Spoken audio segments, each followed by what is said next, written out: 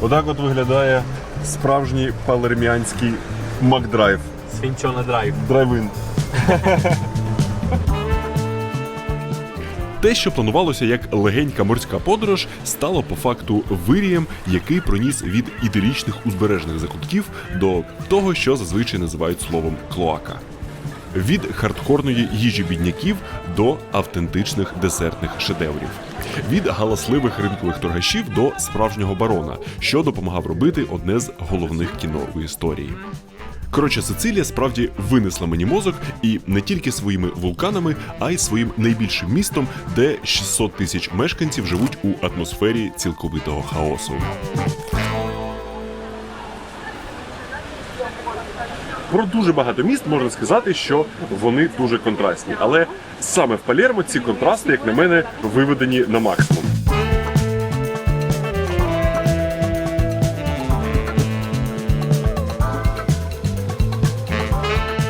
З одного боку, тут абсолютно фантастична архітектура. Прадавні церкви, фасади з купою деталей, максимально естетичні скульптури. Коротше, чим візуально завалити кабіну в історичному центрі точно є.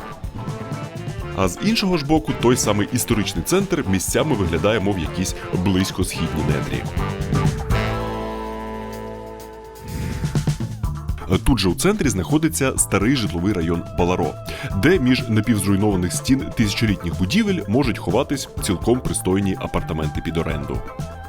І ці ж самі будівлі розписані еклектичними муралами на найрізноманітнішу тематику. Мистецтво, міфічні персонажі, техніка та ось такий образ Мавра Святого Бенедикта над футбольним майданчиком, який символізує історичну мультикультурність міста. Коротше, хаос як на стінах, так і поміж ними. І, звісно ж, найбільша концентрація місцевого хаосу знаходиться на ринку. І в мене виходить доволі специфічний вибір локацій, адже саме сюди я чи не найбільше хотів потрапити у Палермо.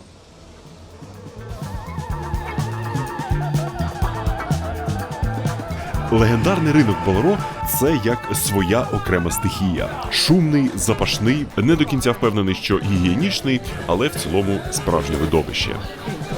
І місцеві продавці, що намагаються перегорланити один одного, це не якесь туристичне шоу, а буденність. Хто виявиться найбільш переконливим, той розпродасться швидше.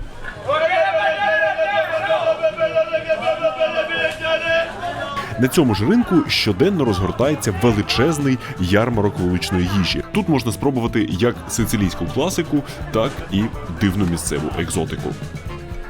Тут в мене було відчуття, ніби я опинився на якомусь банкеті або грандіозному сільському весіллі, яке, щоправда, згорталося вже о 3-й і повністю спустошилося до настання темряви.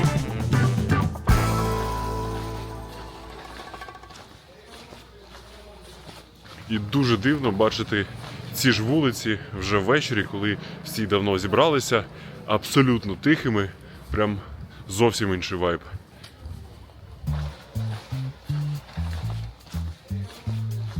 Вечірнє Палермо має свій особливий шарм. Вулиці Баларо виглядають, мов східна казка, а натовпи людей перетікають на головну алею з терасами більш традиційних туристичних закладів. Головні пам'ятки у нічній ілюмінації виглядають ще загадковіше та епічніше. Зокрема, Театро Массімо – найбільший оперний театр в усій Італії, а також місце фільмування кульмінаційних сцен третьої частини «Хрещеного батька». В тому числі того самого легендарного крику у виконанні Аль Пачіно, який у сучасних інтернетах цілком очікувано встиг стати мемом.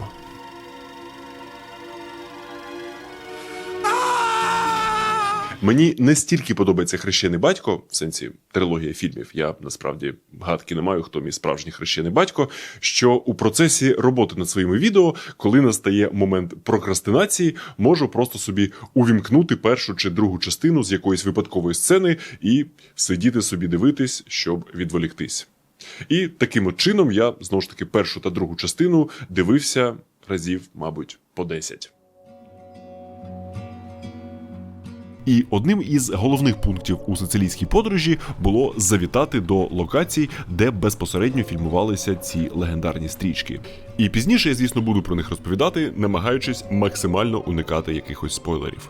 Та поки що повертаємось до Палермо.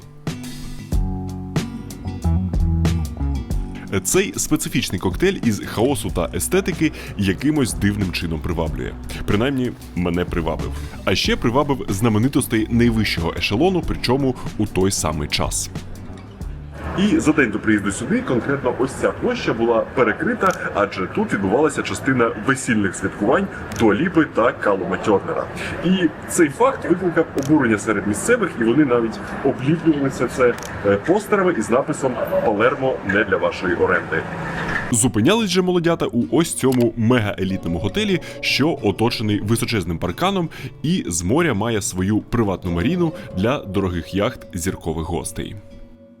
І тут же знову палермянські контрасти. Буквально в парі сотень метрів по тому ж узбережжю міський пляж Аренелла.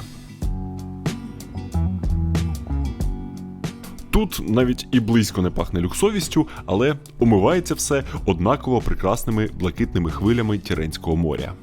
А зверху для всіх однаково нависає гора Пелегріно, найвідоміша вершина Палермо.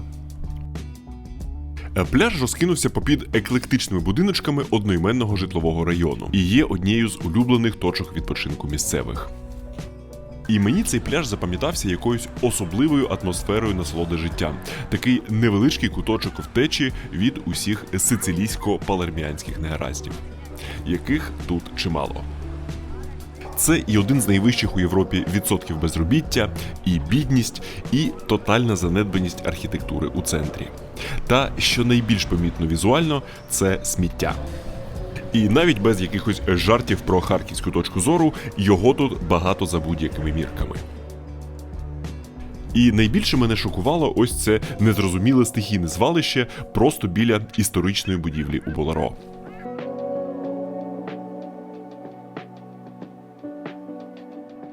Причини цього – поєднання нездатності міста впоратись із обсягом відходів та відсутності у людей відчуття спільного простору за межами власної хати.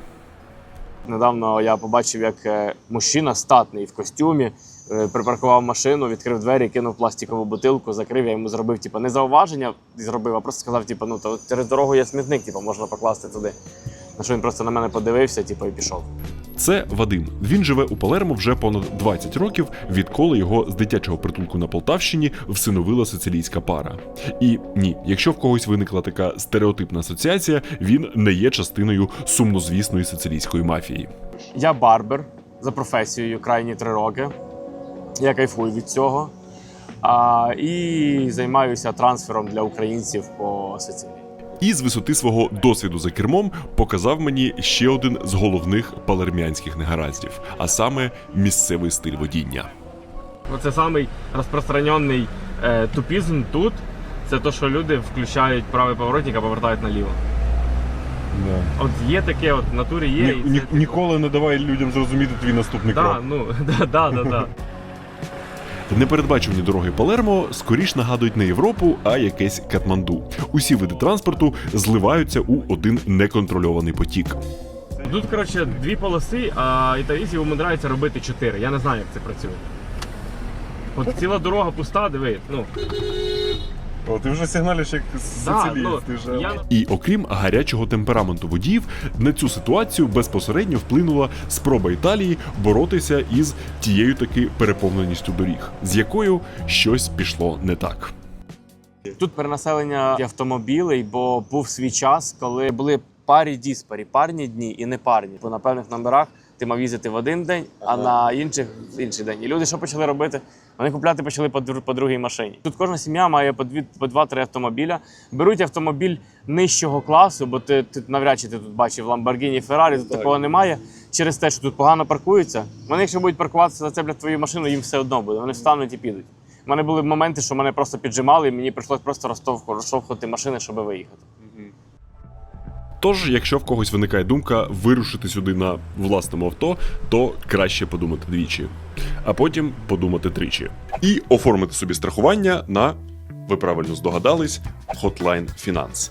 Там в них все ще є як турстраховки, так і зелені картки, які усе ще є обов'язковими для виїзду за кордон на своєму авто. І при оплаті все так само діє мій промокод на знижку, який Пишеться так само, як читається – Влад KH. Ну і віднедавна на Hotline Finance з'явилася можливість купити собі віньєтки для платних доріг у різних європейських країнах. Це усіляко зручніше, ніж розбиратися із сайтом кожної окремої країни. Тож, посилання, як завжди, у описі відео, ну а ми повертаємось до Сицилії. У автомобільному та багатьох інших аспектах Сицилія подібна до південної континентальної Італії, частиною якої, власне, вона є. Але відмінностей набагато більше, ніж може здатись, починаючи із питання самоідентифікації. Вони італійці, але вони більшості, я сицилієць і все. Наприклад, поїхали в іншу країну, і в них запитають where you from, вони будуть казати I'm from Sicily.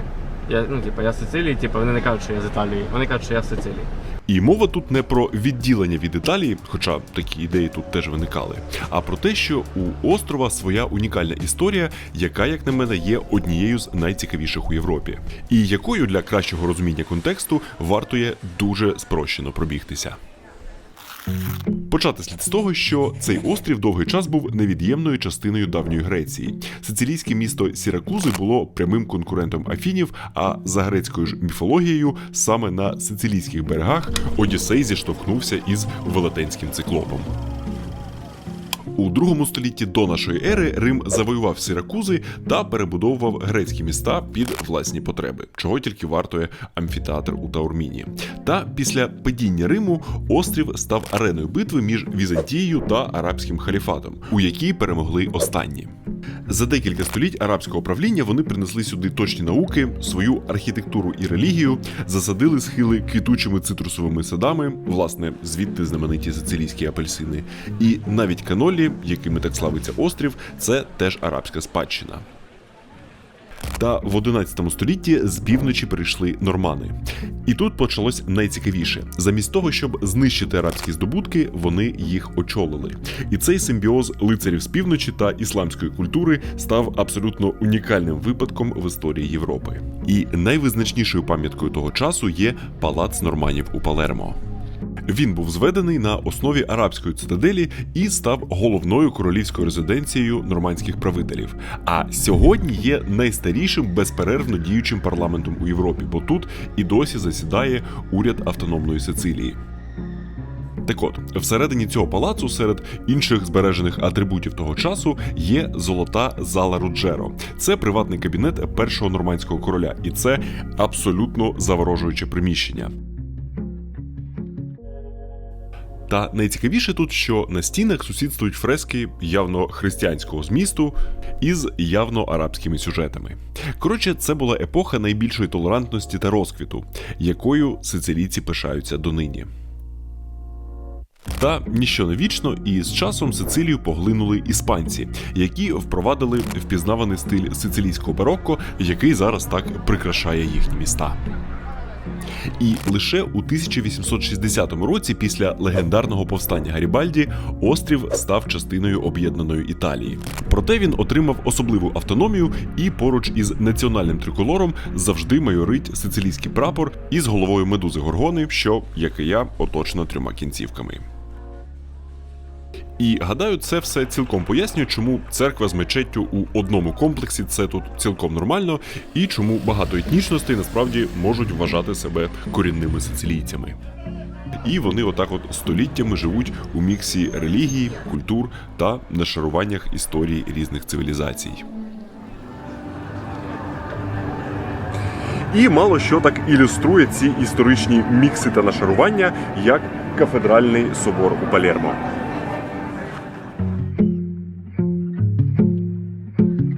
На перший погляд, це просто величний собор із тих, що першими випадають у картинках при пошуку міста у Гуглі. Але вся сутність у деталях. До прикладу, прямо на вході тут стоять давньоримські мармурові колони. За арабського панування, коли тут діяла велика мечеть, мусульманські майстри вигравіювали на одній з них цитату з Корану. А вже у 15 столітті іспанці зробили цю ж колону без змін частиною готичного входу. Тобто стільки історії лишень в одній деталі.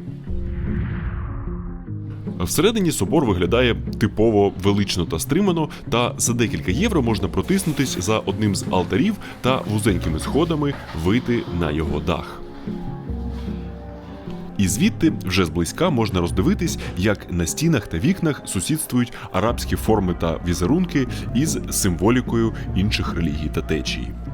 Але це вже трохи архітектурно-теологічне душніння. Головне, що тут запам'ятовується, що з найвищого ярусу даху відкривається один з найкращих краєвидів на місто та навколишні гори. Круто!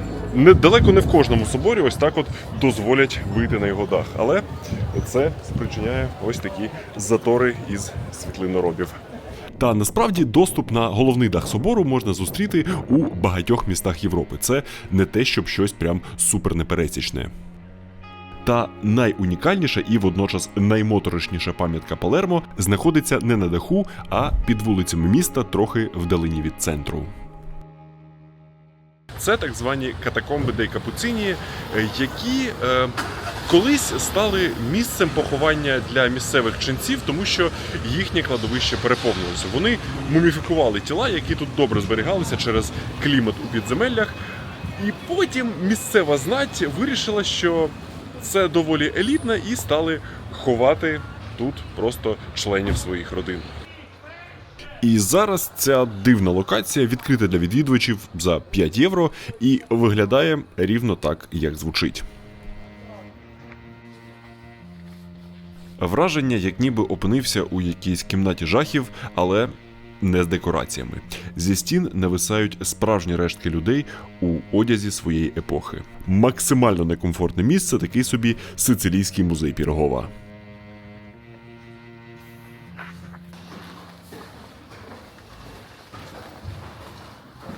Та повертаючись до самобутності Сицилії, її можна не тільки помітити на будівлях та вулицях Палермо, а й почути.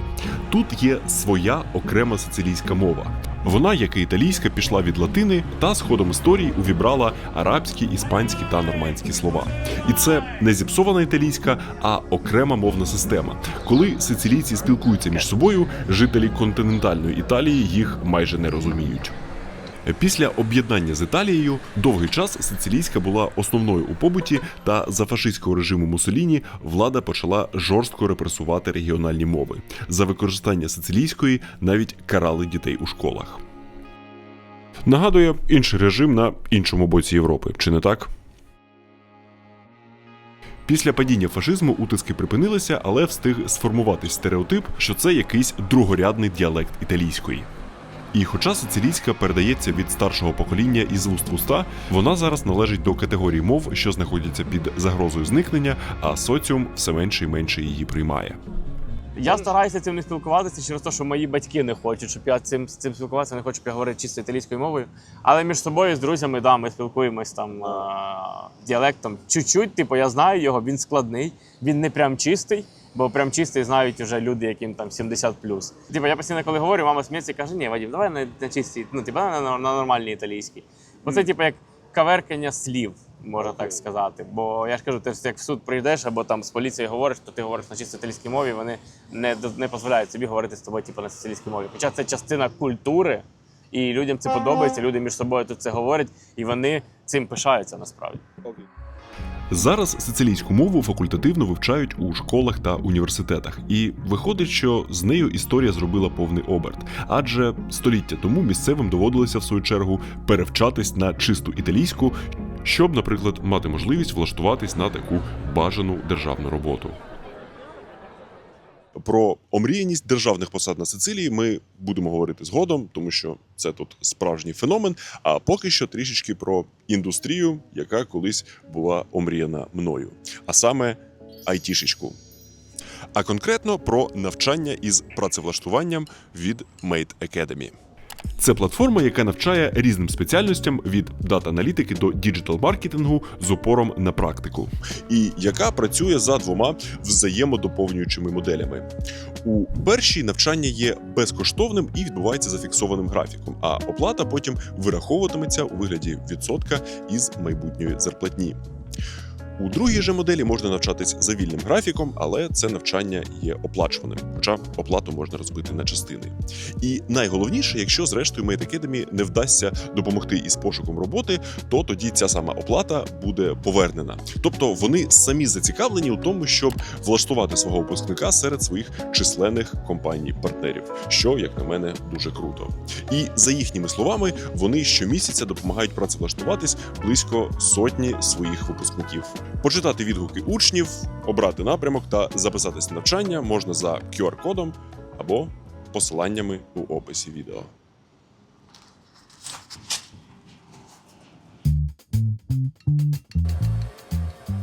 Отже, сицилійську самобутність видно у артефактах на стінах, чутно в унікальній мові, але найкраще вона відчувається на смак. Адже їхня кухня – це теж унікальне надбання, яке формувалося із ходом історії.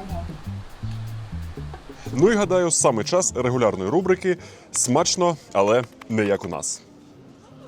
Сицилійський едішн. Це рубрика, у якій я по ходу мандрівки, покуштувавши купу дивного та прекрасного, намагаюся сконвертувати відчуття рецепторів у гастрономічну відеорозповідь, перед якою, можливо, має сенс клацнути на паузу та сходити поповнити собі запас смаколиків під перегляд. І починається вона не з краєвидної ресторації, а з однієї з палермянських вулиць, де Вадим під час нашої поїздки раптово вирішив познайомити мене із найтрадиційнішою місцевою перепічкою. Сфінчона називається, це прям сицилійська страва. Зараз візьмемо, попробуємо. Ciao, buongiorno. Un pezzettino di sfincione possiamo avere, per favore? Сфінчоне перекладається як губка. Це шмат пружного пористого тіста з начинкою зверху, який історично саме так і продавали. Просто з вуличних візків, як швидкий перекус для перехожих. Справжній палермянський макдрайв. Сфінчона драйв. Драйвин.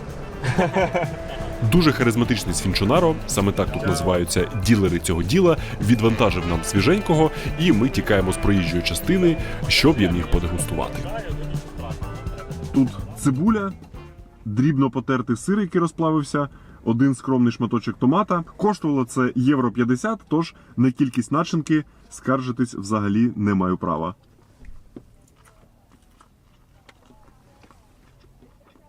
Просто як хліб з цибулею і десь ледь-ледь нотками сиру. Не скажу, що я віддав би перевагу цій піці над тією, до якої ми звикли. Та взагалі сфінчоне недоречно порівнювати із буфетоподібною піцею на товстому тісті. Це самобутня страва зі своїм сицилійським корінням, яку готували з того, що було під рукою у найбіднішій частині на острові. І один з найбільш традиційних видів сфінчоне довелося спробувати у одній з траторій у центрі Палермо. І начинка там начисто відбиває усі асоціації з піцею. Тут десь 50 на 50 шар тіста, шар цибулі і трішечки хлібних крихт та анчоусів зверху. Звучить як не те, що очікуєш побачити зверху на тісті, але, як то кажуть, чим багаті. Точніше, не дуже багаті. Я люблю цибулю, тому для мене це спрацювало, але, скажімо так, смак доволі специфічний. Сфінчоне – це справжня народна страва, але найпопулярнішою гастровізитівкою острова є дещо інше.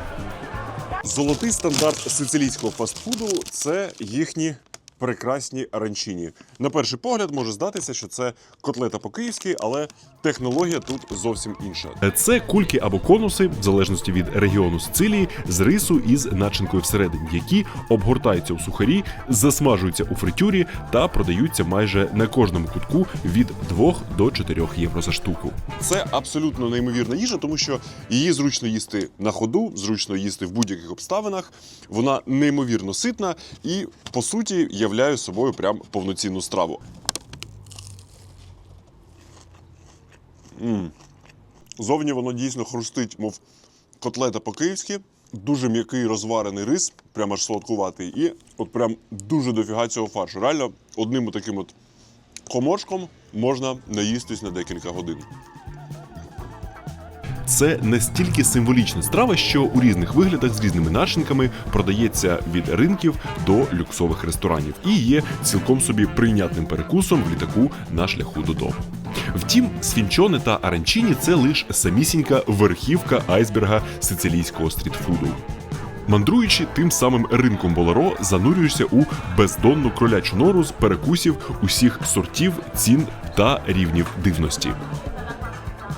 Із випадкових знахідок ось така от запечена з в'яленими томатами та оливками рікотта від місцевої нонни. І це було, мов справжня ресторанна страва у таких от простяцьких декораціях. Та найбільше я прагнув знайти головний місцевий хардкор, про який читав у гайдах, коли готувався до поїздки. І я його таки знайшов біля одного з численних лотків з мангалом, що заманюють густим димом та співами харизматичного торговця.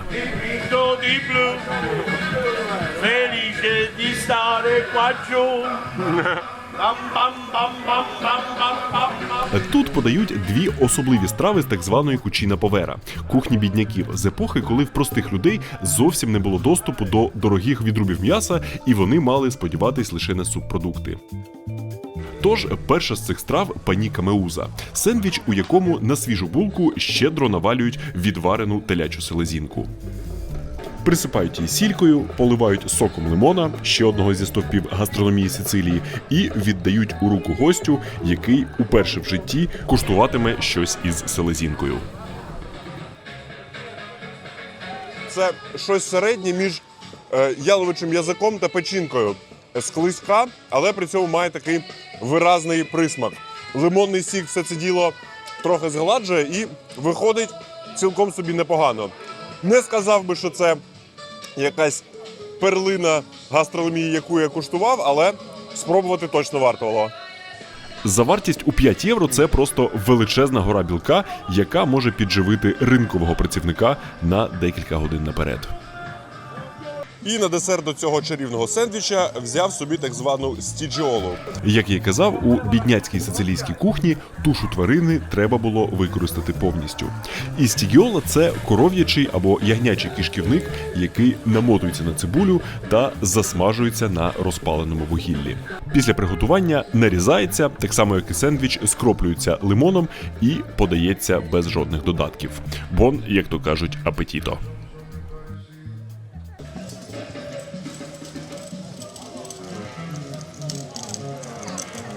Ну, якщо сендвіч – це щось більш-менш зрозуміле, то це просто якийсь підгорілий шмат жиру із цікавим присмаком, із нотками лимона, тому що він, відповідно, ним все це полив. Але, чесно кажучи, повторювати бажання нема. Зазвичай стрітфуд викликає в мене більш яскраві емоції, але це автентичний досвід. Але цікаво, чи їдять це місцеві. Або це просто екзотика, щоб знущатись над туристами. І відповідь таки так рубають за обидві щоки. Історія цієї страви мені чимось нагадала японські боби натто, про які я розповідав у відео про, відповідно, їжу Японії. Страва, яку щиро люблять у народі, але до смаку і консистенції якої іноземцю треба звикати. Звісно, стігіола смакує набагато краще, але ідею ви зрозуміли. Чесно кажучи, проковтнути цю штучку було не найпростішою задачею. Вона ледь жується, доволі склизька, і вважаю, що я заслужив з'їсти щось більш адекватне.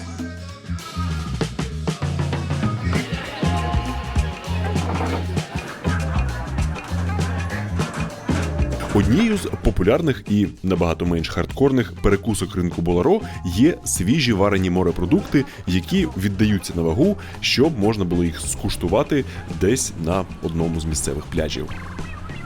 Доволі дивна історія виходить у цих морепродуктів. Їх звідти виловили, там їх купили і знову принесли сюди. Трошечки іронічно. Та серед усього розмаїття середземноморських істот на Сицилії є два головних трофеї з глибин. Перший з них – знаменитий червоний тунець, чиє м'ясо є не тільки дуже ніжним та смачним, а й має прям сакральну значущість для окремих міст. Цей швидкий агресивний хижак може важити до 300 кг і своїм рогом пробивати дно дерев'яного човна. Тому традиційний спосіб його виловлювання був справжньою битвою рибалок зі стихією.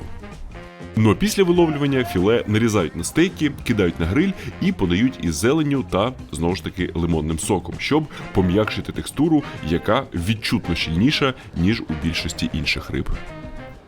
За смаком і консистенцією це щось середнє між білою рибою та куркою. Тобто вона жорсткіша, пружніша і от має такий непередаваний курячий присмак. І куштував я цю поважну курку-рибину не аби-де, а у краєвидному ресторані на горі Кастельмола, яка височіє над містом Таорміна, одним з найгарніших у Сицилії та Італії в цілому. Звісно ж, на сицилійську кухню неабиякий вплив мала кухня континентальної Італії. Та основні її страви були тут адаптовані під локальні продукти. До прикладу, найпопулярнішою пастою тут є так звана ала норма, на честь знаменитої опери. Головними інгредієнтами є томатний соус, обсмажені місцеві баклажани та стружка копченої рікоти. І повірте, це просто фантастичне поєднання. І там же, у Таорміні, але не на горі, а внизу на пляжі, вдалося скуштувати місцевий твіст ще однієї канонічної італійської страви. Одним із найдавніших сицилійських гастровідкриттів стала ось ця лазанья із фісташкою. Я суто випадково побачив її у одній невеличкій траторії на вуличках міста Таорміна, зайшов і спитав у власника, чи це їх щось локальне. Він скаже, так, це суто сицилійська історія, лазанья із соусом бешамель і величезною кількістю фісташки. Він ще зверху її посипав фісташками замість сиру. І на смак це щось дуже дивне. Це, як знаєте, якісь дитячі макарони з молочним якимось соусом, але між якими хрумтить солонувата фісташка. Це дуже сильно відрізняється від традиційної лазаньї з м'ясом, і спробувати однозначно вартувало. І фісташка не просто так опинилася у лазаньї. Це теж одна з головних кулінарних гордостей Сицилії.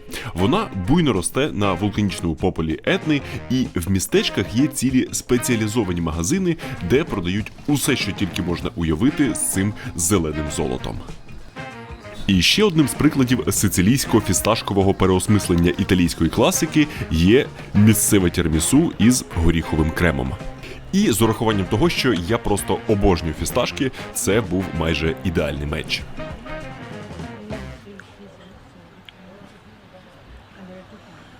Якщо б можна було їсти лише таке тірамісу, я би однозначно зробив цей вибір.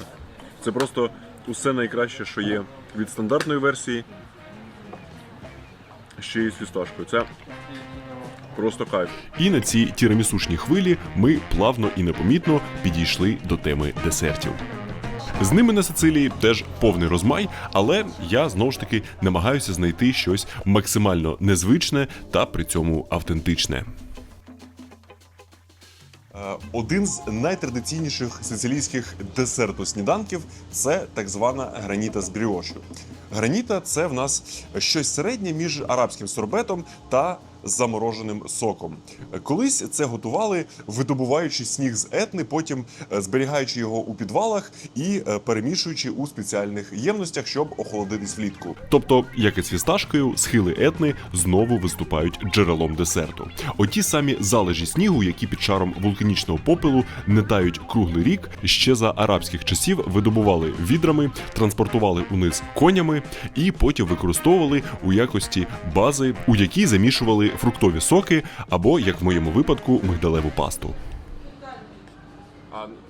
Зараз, звісно, технології трохи сучасніші, і їх просто роблять у холодильних камерах.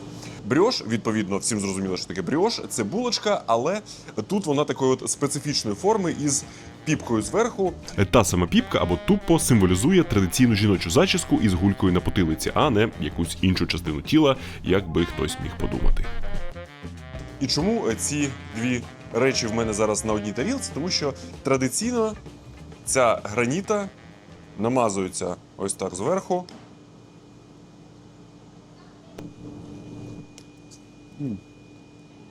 Це дуже незвичайне поєднання смаків та текстур. Тепла булка із присмаком апельсинової цедри і ось ця граніта з мигдалем, яка на смак немов закрижанілий марципан. І від температури граніти одразу починають боліти зуби, але вона починає підплавлятись від булки і в середньому виходить дуже комфортна температура. Я не знаю, чи вдається мені це по-справжньому передати, але це дійсно того варто. Дуже незвичайна історія. Окрім лимону та мигдаля, ще одним канонічним смаком граніти є знайома нам з дитинства шовковиця. І це було просто неймовірно. Це щось на кшталт холодного варення, яке просто тане на язику і яке так само не рекомендовано їсти у світлому одязі. Після цієї граніти реально виглядаю, ніби наївся шовковиці із сусідського дерева. Прям легенькі нотки ностальгії посеред Сицилії. Ну а солодку ностальгію по дитинству у мешканців острова викликає справжній десертний символ Сицилії – хрусткі трубочки із кремом всередині під назвою каноллі. Канолло, можна сказати, пройшли через усю різноманітну історію Сицилії. Адже за легендою їх винайшли у гаремі якогось місцевого арабського еміра, а потім це підхопили черниці з місцевих католицьких монастирів і, окрім своїх релігійних задач, також займалися виготовленням цих десертів для різноманітних міських подій. І також кажуть, що рецепт канолло у різних монастирях зберігався у секреті, тому, власне, я це зараз куштую у закладі, що називається «Сегрето щось там», тобто секрет якогось монастиря. Кондитерська Сегреті дель Кіостро знаходиться на території колишнього закритого жіночого монастиря у центрі Палермо. Зараз сюди доступ вільний для усіх через світлий коридор, який веде до довжелезної черги. По декілька відвідувачів запускають у головну омріяну кімнату, де за номерками замовляють ті самі секретні каноллі. Остання черниця цього монастиря померла у 2014 році, і з нею мала б зникнути і таємниця їхнього приготування. Проте спеціальна організація поставила собі за місію зберегти старовинне ремесло та архівне меню цього монастиря. Примітно, що при правильному приготуванні трубочку для каноллі, яка тут готується на смальці з додаванням вина марсала, наповнюють кремом зі свіжої овечої рікотти безпосередньо перед видачею, бо інакше тісто розмокне і утратить свій фірмовий хрускіт. Далі наповнений виріб прикрашають додатком на вибір – шоколадом, цедрою апельсина або, знову ж таки, фісташкою, присипають цукровою пудрою і віддають з собою на виніс.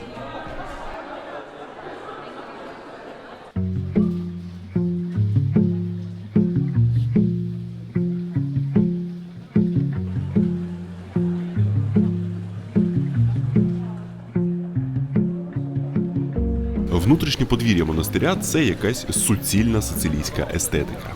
Ці напівзанедбані балкони з фігурками, цей фонтан посередині, ця зелень і цитрусові дерева, плитка під ногами і гості, що отоварені солоденьким і займають усі вільні поверхні для дегустації. Нагадує якесь дитяче свято в момент, коли нарешті винесли торт. Ну що ж, чи вартувало стояти у черзі за цим виробом чи ні?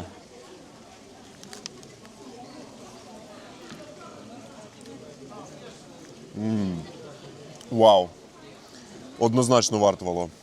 Можливо, це увесь цей монастирський фльор навколо, ці декорації, ця черга, ця оплата за талончиками, але це точно найсмачніший канолло, що я куштував у своєму житті. Крем з рікотти, що всередині не солодкий, тобто більше відчувається такий яскравий присмак домашнього молока. Трубочка дуже хрумка, і все це в сумі дає просто неймовірний ансамбль. І з часом, все більше подорожуючи та куштуючи, я усвідомив, що у цьому самому ансамблі контекст відіграє не менш важливу роль, ніж сама їжа.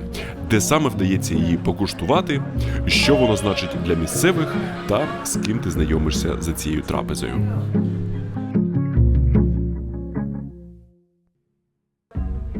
І найціннішою завжди є можливість потрапити до когось у гості, щоб скуштувати справжню домашню кухню.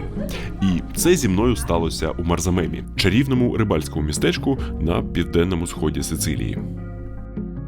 Там я познайомився із Валерією та Джанкарло. Вони дуже приємна українсько-сицилійська пара, яка зустрілася у материковій Італії і декілька років тому переїхала сюди, до квартири, яка раніше була, можна сказати, літньою морською дачею родини Джанкарло.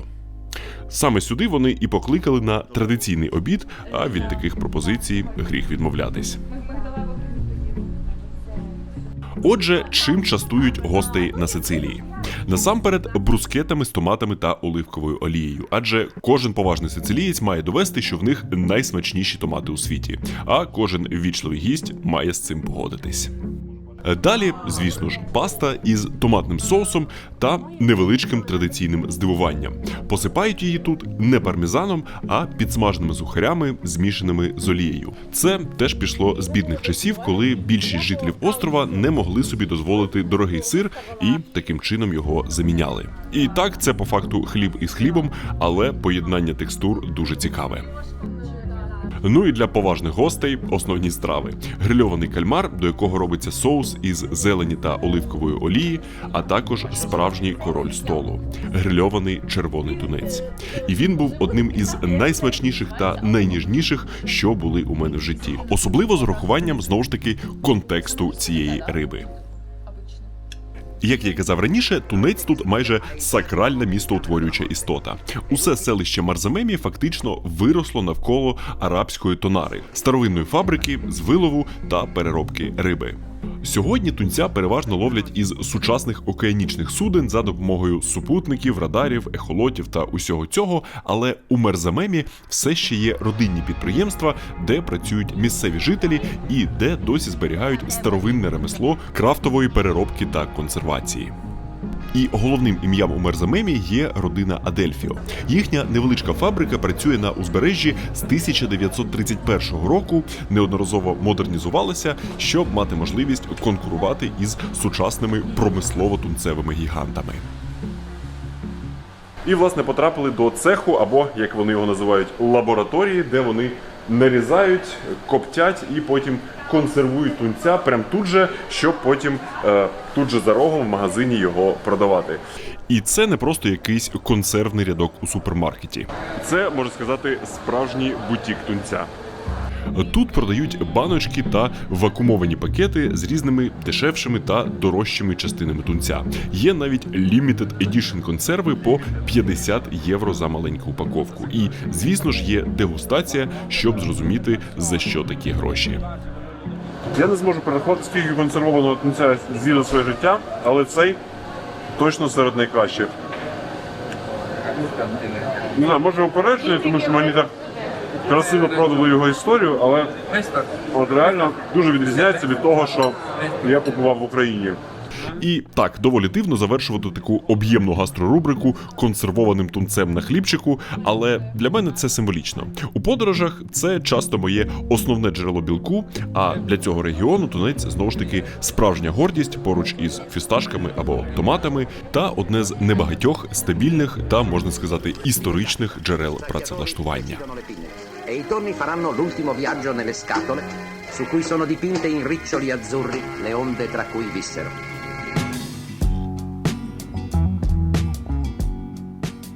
І саме про роботу, а точніше про безробіття, я хотів поговорити далі. Це гостра тема, яка фактично формує сучасне обличчя острова. В плані промисловості південь Італії завжди сильно відставав від півночі. Тут небагато великих корпорацій чи заводів, а середня зарплатня сильно менше, ніж в середньому по Європі. Тут може вона варіюватися від 800 до 1200 євро. Ну, в основному 800, бо 1200 це треба там, напевно, працювати на якусь там фірму, контору офіційно, легально. І все ускладнюється тим, що знайти таку офіційну роботу з білим контрактом для молоді – це справжній квест. Я працював на 3 роботах, 3 барбершопах. Тобі дають роботу на півроку як стажера-учня, платять там зарплату. Вона не офіційна, і ніби всіх все влаштовує, я вже набиваю клієнтську базу, А через півроку говорять, типу, ну в тебе там інший стиль, нам це не підходить. А потім виявляється, це через те, щоб просто не давати мені робочий контракт, бо треба ще платити кожен місяць за мене податок там 400-380 євро на місяць. Тож так, усі умови, щоб молодь прагнула виїхати кудись до Мілана або Турина. Але це підходить не усім. До прикладу, у бекстейдж тунцевого крафту на фабриці Аделфіо мене проводила Крістіана, маркетологиня підприємства та корінна мешканка цих країв. Свого часу вона навчалася та попрацювала на багатій півночі, але не вивезла тамтешніх умов і ставлення до працівників. Italy is not good for young workers. So, to be exploited in northern Italy or to be exploited in south Italy, I prefer to be exploited in southern Italy with my family, where there are my family, my siblings. So I come back. The quality of life, the work-life balance is higher here in South Italy if you have a good job. Та Крістіана є якраз одним із тих самих виключень, що підтверджують правило. Знайти таку роботу тут все ще надзвичайно важко. За нашим обідом з Валерією та Джанкарло ми, звісно ж, у тому числі спілкувались і про роботу. І приклад Валерії теж доволі нетиповий. Вона працює онлайн-стилісткою з українками по всьому світу та має свій невеличкий бренд вінтажного одягу. Та вести тут свою віддалену справу – величезна рідкість. Тому що кар'єрні амбіції Джанкарло, як і більшості інших сицилійців, направлені зовсім в інший бік. Державний сектор. Державний сектор – це мрія кожного сицилійця, мені здається. А чому? Тому що це стабільна робота на все життя, з якої тебе не можуть звільнити. Туди важко, дуже важко влаштуватися, бо там дуже великий конкурс людей, дуже багато людей на одне місце. То люди навіть з вищою освітою, так само, як мій хлопець з вищою освітою в юриспруденції, він йде працювати в школу. Це явище носить назву постофісо, і концептуально це пожиттєве бронювання від безробіття. Тобто, як би ти не працював, все одно тебе не можуть звільнити. Наприклад, як тато мого хлопця, він паперову роботу виконував в лікарні. Тобто він був не лікарем, а там щось в офісі робив. І, може, десь 10-15 років тому офіційно його посаду відмінили, але офіційно його не могли звільнити з цієї роботи. І він просто останні 10-15 років до пенсії ходив на роботу кожен день і нічого там не робив. Там кросворди розгадував. Якоюсь мірою такий от лайфстайл вахтера є справжньою династійною мрією. Ми з ним в цьому плані дуже різні. Я все-таки типова українка, мені треба кудись бігти, щось робити, бізнес, гроші. А він такий, що нічого не робити, а мені це в цьому плані, боже, мрія. А для мене це якийсь жах. Коли є час від основної справи, вона також підпрацьовує адміністратором у туристичних віллах. І так, звісно, туризм є одним із основних якорів, що хоч якось тримає на Сицилії людей. Але справа ця суто сезональна. Взимку тут взагалі нікого нема. Лише я, мій хлопець, декілька сусідів і багато котів, які приходять до нас харчуватися. Тому що всі ресторани закриті, нічого не працює. Треба щось купити, або піти в зал, або піти до лікаря. Це мені треба їхати в те містечко. Тобто тут взагалі місто-привид? Тут взагалі нічого нема. А що люди роблять? Люди просто-напросто переїжджають на північ Італії у пошуках роботи. І просто таким чином, такі маленькі містечки потрошки вибирають. Через ці міграції та корупцію у будівельній сфері Сицилія – абсолютний лідер Італії за закинутою нерухомістю, яку легше залишити руйнуватись під сонцем, ніж знести. Звідси і оця історія про хати за 1 євро під повне відновлення. Звісно, те, що знаходиться ближче до моря, має попит і часто реставрується, як ота чарівна вілла, яку ми зняли на Airbnb у попередньому відео. Але навіть біля моря, навіть у житловому стані є труднощі. У мого хлопця нещодавно померла бабуся, і вони продають квартиру бабусі. Щоб продати цю квартиру, їм знадобилося 4 роки. Тобто вона була на продажі 4 роки, але це прям повністю такий будинок, там 2 квартири, повністю все разом продавали, і ніхто просто не хотів брати. Вони продали за 120 тисяч. А де це? В Іпекіно. Тобто це 3 кілометри біля моря, але ніхто не купував. Тобто навіть із непоганим розташуванням і площею у 250 квадратних метрів це ще дуже пощастило із продажем, бо Сицилія. На Сицилії можна знайти закинутими цілі бізнеси, ферми та виноробні, або там же неподалік від Мерзамемі старі тонари, які не вивезли конкуренції з промисловими фабриками і залишились ось такими прибережними привидами.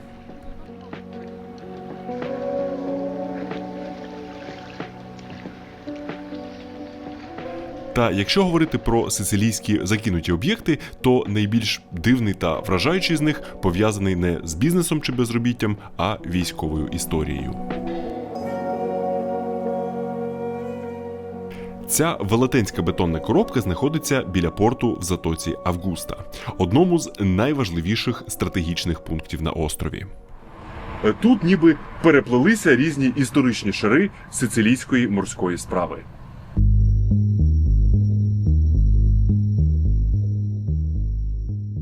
Затока Августи століттями була ключем до домінування у Середземномор'ї – від іспанських фортів 15 століття до сучасних військово-морських баз. І поруч із діючим портом тут утворився цілий цвинтар старих іржавих кораблів.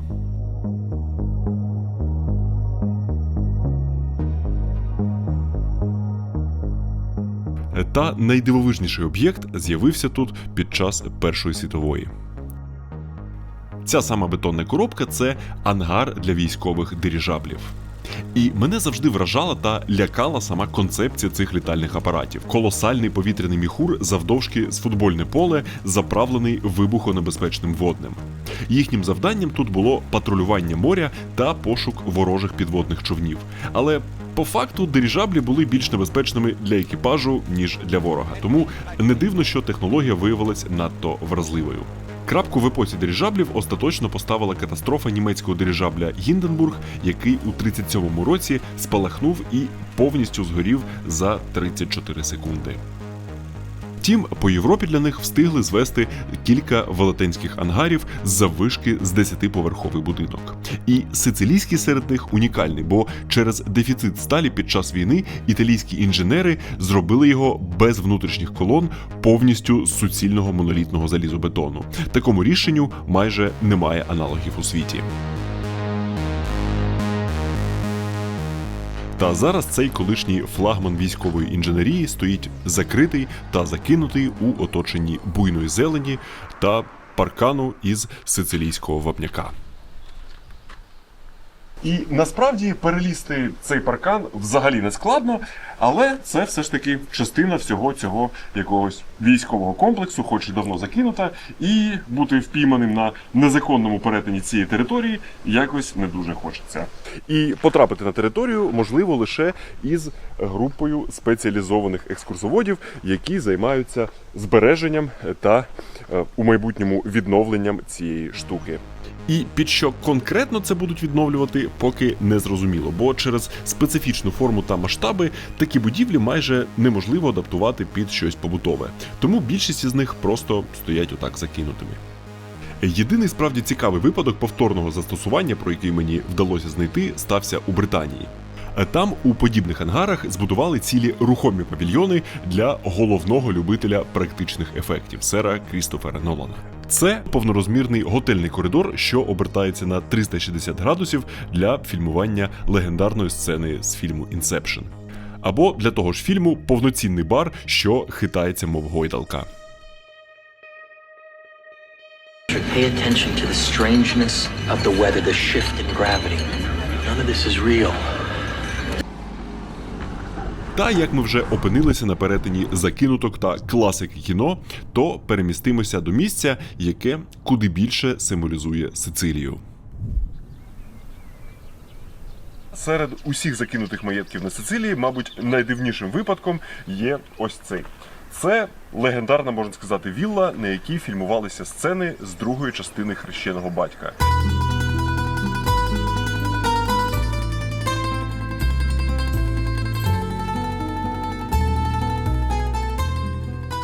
Якщо хтось не впізнав це місце з перших кадрів, то я вам напам'ятаю. Це вілла Дона Чічо, в якій на початку другої частини «Хрещеного батька» мати головного героя приємно поспілкувалася з цим розсудливим паном, а через десятки років протагоніст повернувся на батьківщину, так би мовити, відвідати старого друга сім'ї. Та, якщо без іронії, то це, як на мене, головний архітектурний символ вендетти у світі кіно.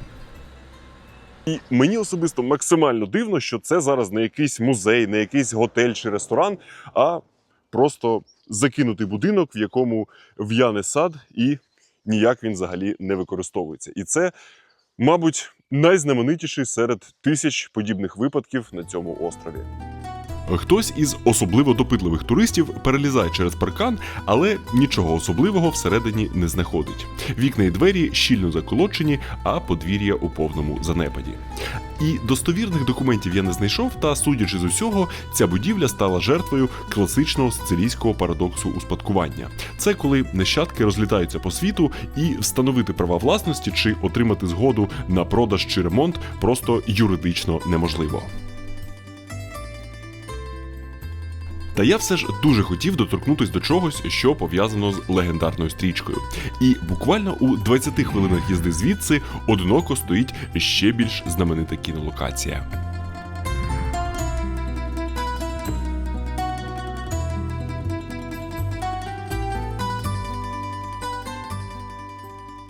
Ця легендарна вілла теж зазвичай зачинена, але нам прям дуже пощастило, що на місці опинився її законний власник. Це барон Франко Платанія. Йому 82 роки, і він нащадок шляхетної династії, яка століттями володіє цим маєтком. Це невимовно естетичне, дуже старе і доволі запаковане господарство у стилі сицилійського бароко. Зі своєю невеличкою приватною капличкою і навіть просторим прохолодним винним льохом. Коротше, справжня сицилійська аристократія та old money. Тож свого часу цей палац та його вишуканий барочний стиль запримітив режисер Френсіс Форд Коппола під час пошуку фільмувальних локацій. І сам барон тоді особисто допомагав при зйомках, про що тепер з гордістю розповідає, показуючи архівні фотографії з фільмувальною групою та молодим Аль Пачіно. Нині барон живе у місті і приїжджає до своїх володінь лише якщо хтось заздалегідь подзвонить із проханням влаштувати візит для поважних гостей. І, як я й казав, нам пощастило. Він якраз завершував тур для американської групи і погодився провести екскурсію і для нас. За свій стандартний гонорар по 30 євро з носа. Такий в нього невеличкий підробіток на пенсії. Він ледве говорить англійською, але і без його пояснень усе зрозуміло. По кімнатах розставлені цілі експозиції з артефактами, світлинами та оригінальними документами з процесу фільмувань. І головна та незмінна частина його програми – всадити гостей дивитися нарізку зі сцен, що тут фільмувалися. Маєток під різними ракурсами з'являється в усіх частинах трилогії. Від вибушеного сицилійського відрядження Майкла Корлеоне до самісінького його фіналу в цьому кримінальному епосі.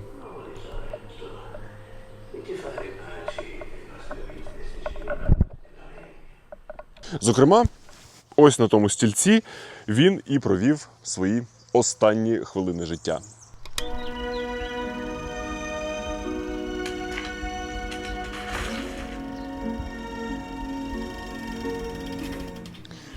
Чесно кажучи, можу зрозуміти, чому Дон Корлеоне двинув коні саме тут, тому що спека просто пекельна. І у тому ж спекотному подвір'ї, але у протилежному ракурсі, фільмувалася одна з ключових сцен, що сформувала протагоніста. Aspettami lì, che vengo da sola fino da te.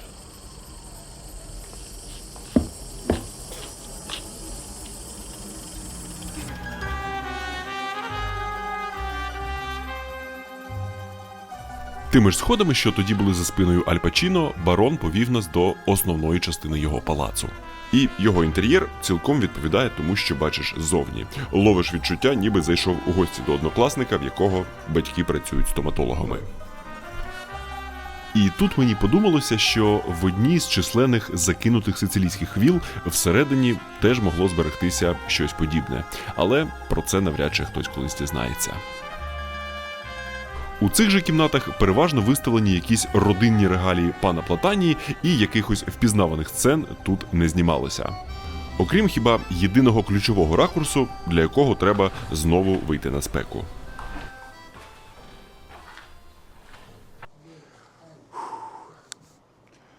Багатько балконів було в моєму житті, але ось цей, мабуть, найбільш кінематографічний. Fabrizio! Yes? Prepara la macchina. Are you driving yourself, boss? Yes.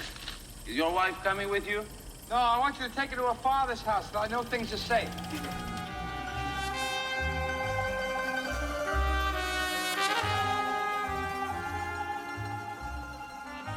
Окрім того, що ця трилогія зацементувала себе в якості глиби світового кіно, вона також стала справжнім символом Сицилії.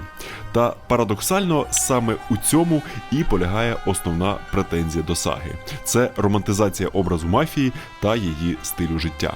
Навіть реальні мафіозі 70-х після виходу фільму почали копіювати манери, стиль одягу та фрази з кінострічки. Фільм створив стійку асоціацію Коза Ностри з цим сонячним островом. Хоча для самих місцевих це насправді зовсім не історія про шляхетних Робін Гудів. Для них це справді темна сторінка їхньої історії. Це меморіал No Mafia у самісінькому центрі Палермо, який зробила місцева громадська організація, щоб викорінювати стереотип і показувати правду про цю тему. Коза Ностра, що в перекладі буквально значить «наша справа», зародилася ще в 19 столітті, та справжній вибух її впливу стався одразу після Другої світової війни на тлі послаблення держави та хаосу на острові. Для того, щоб повністю легітимізувати свій авторитет, мафія підтримувала тоді потужний сепаратистський рух за незалежність Сицилії. Тоді навіть висловлювалися ідеї щодо приєднання до США в якості ще одного штату.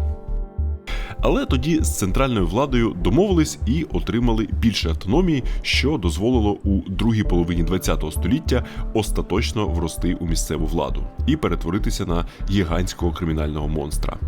Контроль портів, будівництва, монополія на ринках, вимагання частки з малих бізнесів та багатомільярдний міжнародний наркотрафік. Це була справді темна епоха, коли будь-яка незгода жорстко каралася.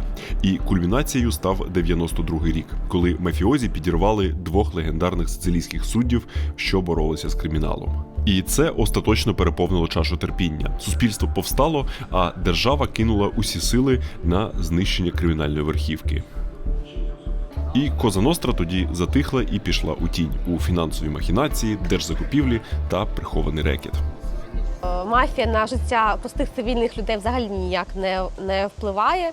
І на життя маленьких бізнесів також. Тобто це зовсім не та мафія, яка була 20-30 років тому. Але це більше мафія, яка може кришувати якісь дуже-дуже великі бізнеси. У мого друга тут є дуже великий бізнес, ну прям один з найбільших тут на території. І я не знаю, через що саме, через те, що вони там щось їм не заплатили, мафія підпалила їхній цех.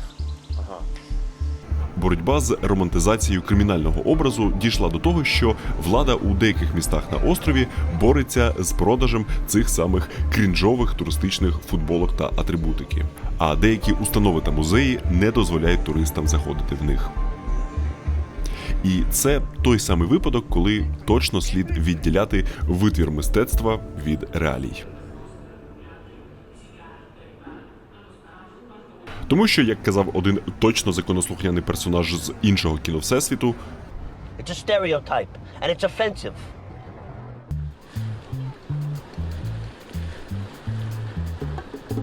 Така от вона, Сицилія. І від її різнобічності я прям щиро кайфанув. Місцями вона хаотична, місцями спокійно заворожуюча. Місцями занедбана, місцями аристократична. Місцями смачна, а місцями специфічна. А окремими місцями дуже і дуже затишна. І завершити хотів якраз не розмовами про мафію чи руїни, а тим самим морським затишком, за яким сюди переважно їдуть. І для цього від'їдемо на 70 кілометрів від Палермо до одного з найгарніших містечок острова.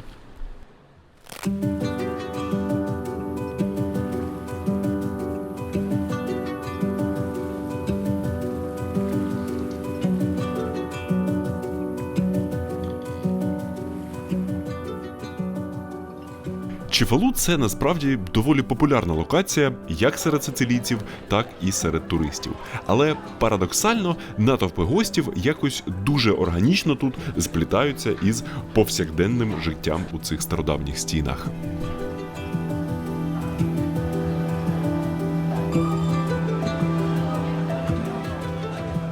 Місто засновано ще греками, а більшість розбудови сталася за арабо-норманів. Але облишу тут душніння про історію – це просто дуже естетичне місто із прям іделічною набережною.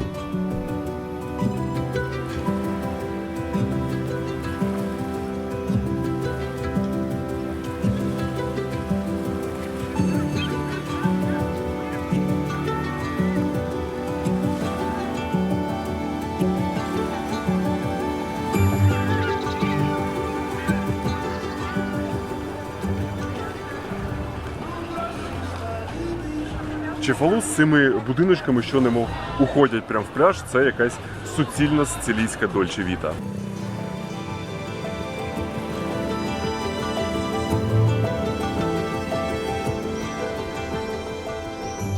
Вузенькі вулички міста із підвищеною балконізацією, мов павутиння, сходяться до центральної площі, де головний міський собор прям дуже мальовничо зливається із величною скелею, що нависає над містом. В Чефалу я був лише один вечір та настільки проникся, що встиг пожалкувати, що не було можливості залишитись тут надовше та трохи перепочити від фільмувань. Та той єдиний захід сонця, що тут застали, був одним із найзатишніших за усю цю велику сицилійську мандрівку.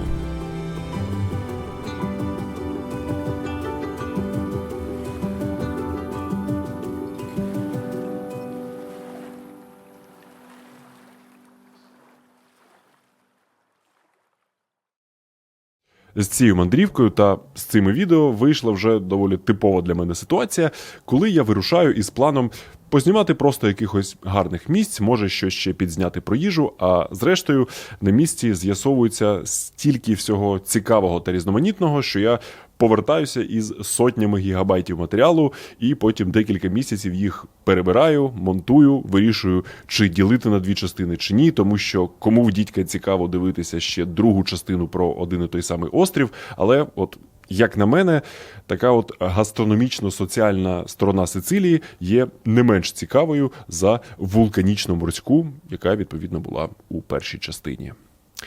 Ну і як ви вже отут додивилися, то нескромне до вас прохання натиснути якийсь лайк, підписатись із дзвоником, щоб не пропускати майбутні відео, і, якщо маєте натхнення, написати у коментарі якісь свої враження або зауваження. І також прохання долучитись до нового збору, який я відкрив разом із Altexsoft. Це мій колишній класний роботодавець із Харкова. І цей збір, відповідно, для захисників на Харківському напрямку. Він на забезпечення зв'язку за допомогою старлінків і безпеки за допомогою детекторів дронів. І, як маємо збір, то вже має бути розіграш. І серед усіх, хто закине від 200 гривень, розіграю 2 сертифікати по 5000 гривень на придбання оптики дуже крутого бренду Oakley від офіційного дистриб'ютора. Усі зміни, якщо будуть, та звіти буду публікувати у себе в Інстаграмі. І дякую усім, хто долучиться. І, звісно ж, дякую вам за те, що додивились, і побачимось у наступному відео.